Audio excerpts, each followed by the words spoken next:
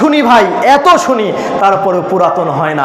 যেমনি ভাবে কোরআন পুরাতন হয় না, তেমনি ভাবে ইমামে আলিম আকাম পুরাতন হয় না।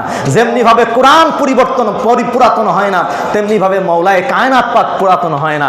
যেমনি ভাবে কোরআন পুরাতন হয় না, তেমনি ভাবে সাইয়্যিদায়ে কায়নাত মা ফাতেমাতুজ জাহরা কখনো পুরাতন হয় না। যেমনি ভাবে কোরআন পুরাতন হয় না, সেমনি ভাবে বড় ইমাম পাক ইমাম হাসান আল মুজদ্দা আলাইহিস সালাম কখনো পুরাতন হয় না।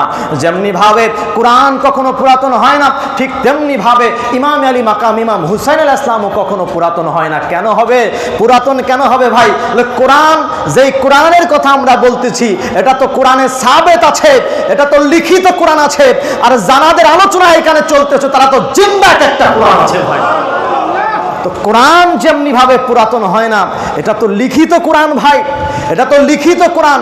আর যারা জিন্দা কোরআন আছেন, এনারাও এই জন্য কখনো পুরাতন হয় না। এটা আল্লাহ তাআলার কুদরত, আল্লাহ রাব্বুল আলামিন এটার